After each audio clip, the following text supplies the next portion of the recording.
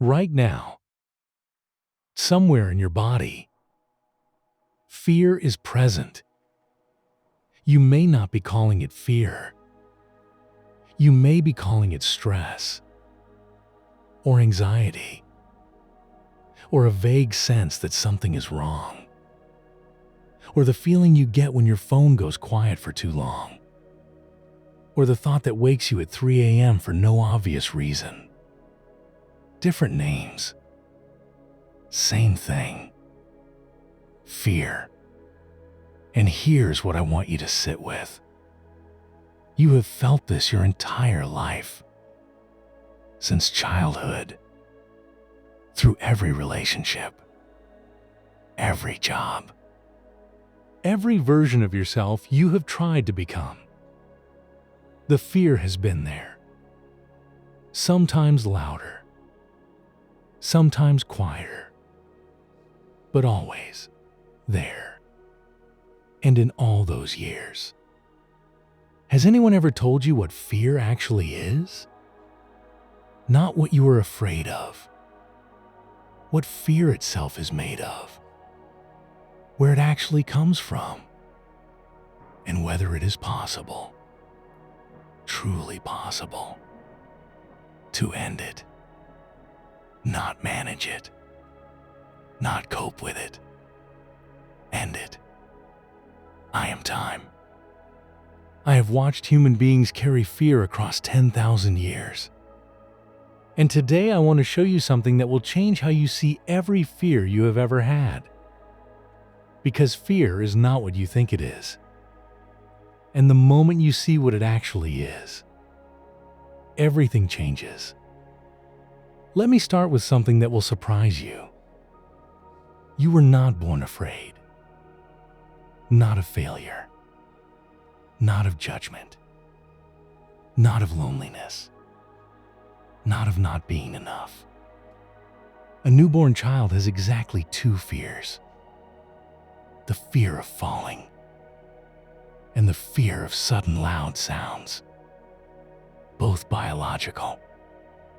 Both survival instincts. Both genuine. Every other fear you carry, every single one, was installed by the people around you, by the systems that raised you, by a world that discovered something thousands of years ago, something that ancient India saw with devastating clarity. Fear is the cheapest and most powerful management tool ever invented. Think about it. You want a child to behave. You have two options. Love them into it, or frighten them into it. Love is slow. Love requires patience, consistency, genuine connection. Love requires you to actually be present for the child, to see them fully, to meet them where they are. Fear takes 3 seconds. A look, a raised voice, a withdrawal of affection, and the child, who is completely dependent on you for survival, falls silent. Instantly, the behavior is corrected. And so parents use fear, not because they are cruel, because it works. Immediately, visibly, without effort. And then schools use fear. And religions use fear. And governments use fear. And employers use fear. And by the time you are an adult, you do not even need someone else to frighten you. You do it to yourself. Automatically. Constantly. Without anyone asking you to. Ancient India called this the most tragic thing that can happen to a human being. Not poverty. Not illness. Not even death. But a human being who has learned to be the prison guard of their own freedom. Who has internalized the cage so completely that they no longer need anyone to lock the door. They do it themselves. Every morning. Before they even get out of bed. Now, what does fear do to a person when it is suppressed? When a child is frightened into being good, they do not become good. They become quiet. And quiet is not the same as peace. There is a silence that comes from fear, and a silence that comes from wholeness. They look identical from the outside, but inside, they are completely different worlds. The silence of fear is full of noise, full of suppressed anger, suppressed desire, suppressed opinions that the person has spent years learning not to express. Push something underground, and it does not disappear. It grows in the dark, without examination, without the possibility of understanding. And then one day, when the conditions change, when the authority is no longer present, when the threat is removed, everything that was suppressed comes flooding out. Not gently, not in a manageable trickle, like a dam breaking. And ancient India said, this moment when the suppressed self finally erupts, is not a failure of character. It is the inevitable result of a lifetime of managed fear. There is a pattern that every society creates through fear. Two types of people. The first type, those whose spirit was broken early enough. They are the obedient ones, the safe ones, the ones who do everything right, follow every rule, never make waves, never cause trouble. Society calls these people virtuous, but look at them closely. They cannot laugh without checking first if it is appropriate to laugh. They cannot act without calculating the risk first. They cannot speak a true thought without immediately wondering how it will be received. Ancient India said, this is not virtue. This is paralysis wearing virtue's costume. The second type, those whose ego was strong enough to resist. The rebels, the rule breakers, the ones who pushed back. Society calls these people dangerous. But look at them closely too. They are not acting from freedom. They are reacting against control. Every act of rebellion is still defined by what it is rebelling against. You cannot be free by fighting the cage. You are still inside the cage, just pushing against the bars. The one who obeyed and the one who rebelled. Both are still living inside the fear. Neither has transcended it.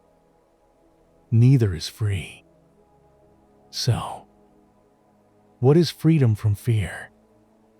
And this is where ancient India said something so precise, so clean, so completely different from everything modern psychology has offered, that it is worth giving your full attention. They said, the root of all fear, every fear, without exception, is two things: thought and time. Not the object of the fear, not the thing you are afraid of. The mechanism, the engine that produces the fear. Thought and time. Let me show you exactly what this means. Right now. In this exact present moment. Are you afraid? Not afraid of something in memory. Not afraid of something in the future. In this breath. In this second. right now. In pure present experience, there is almost never fear. Fear lives in time. I am afraid of what I did yesterday being discovered. I am afraid of what might happen next month. I am afraid I will lose what I have. I am afraid I will never get what I need. Every single one of these fears requires thought to pull you out of the present moment, then time, to give the thought somewhere to go. Without thought, there is no fear. Without time, there is no fear. Fear is not a thing.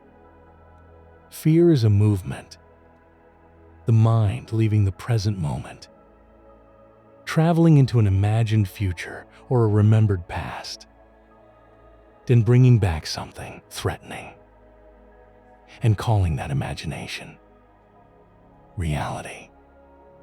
Think about the last time you were genuinely frightened. Not anxious, not worried, actually frightened. In that moment, were you thinking about anything else? Were you in the past? Were you in the future? No. In the moment of actual immediate threat, the mind goes completely still, completely present. The thinking stops.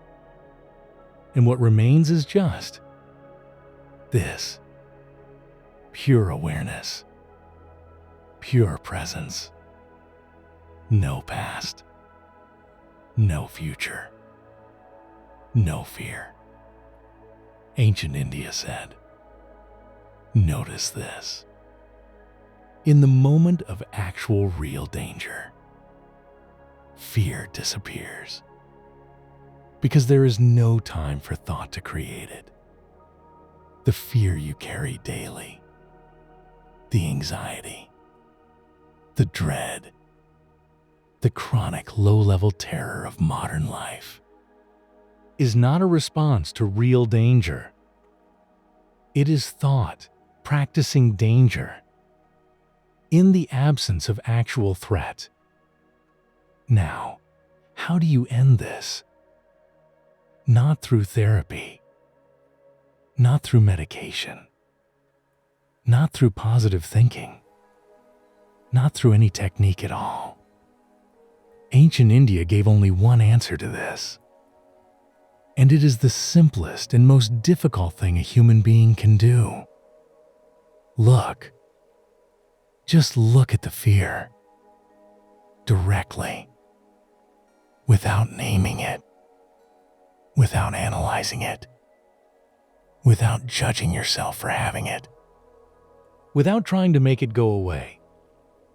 Just observe it, as if you had never seen it before, as if it were the most interesting thing you had ever encountered, with no agenda, no destination, no expectation of what should happen, just pure attention. And here is what happens. Every time, without exception, the fear begins to dissolve. Not because you did something to it, because you finally gave it your complete attention. And things seen clearly, completely, without the filter of judgment or resistance. Change. Modern science confirms this. A scientist looking through a microscope who projects what he expects to see, sees what he expected.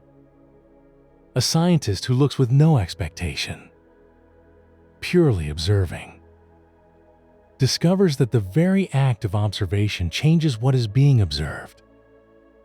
This is not mystical. This is the most practical thing ever discovered about the human mind. The observer and the observed are not separate.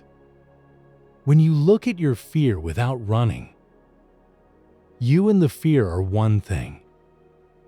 And in that recognition, there is no longer a frightened person, and no longer a fear. There is just awareness, clear, still, unmoved. Let me tell you about a moment in history.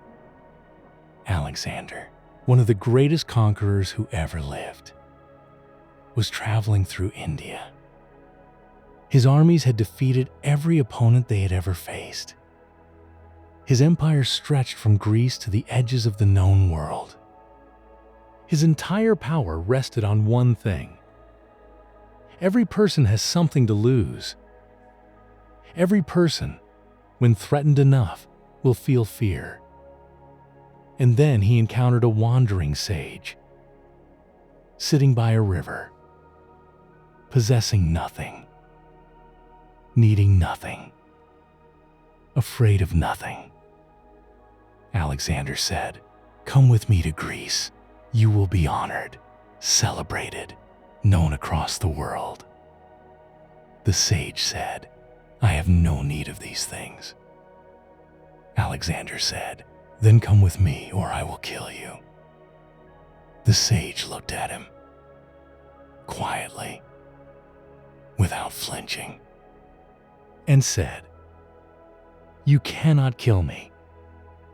I was already dead long before I met you. The day I gave up everything, the day I stopped needing anything from the world, on that day I died to all the things you can threaten. Take the body if you want it. But what you are threatening, I no longer own." Alexander rode away in silence. He had conquered continents. He had never met a person he could not threaten. He had never felt so defeated and so moved in the same moment. Ancient India said, "This is what freedom from fear actually looks like." Not the fearlessness of the person who has suppressed their fear. Not the fearlessness of the rebel who refuses to show it.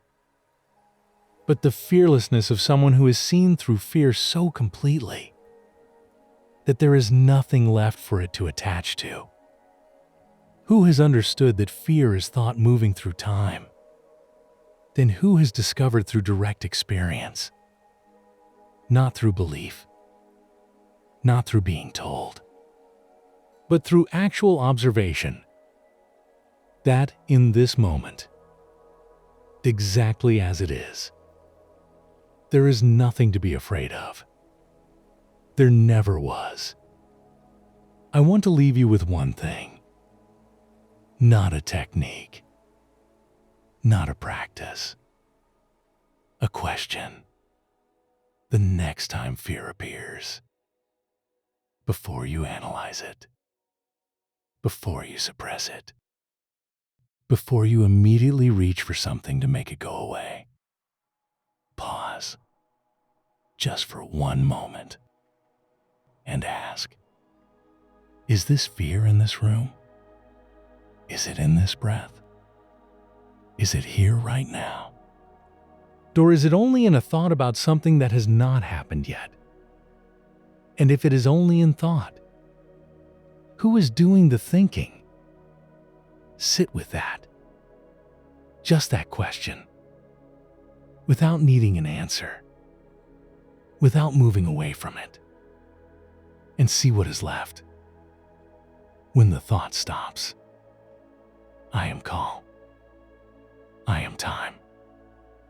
I have watched human beings carry their fears from one generation to the next, passing them on without meaning to.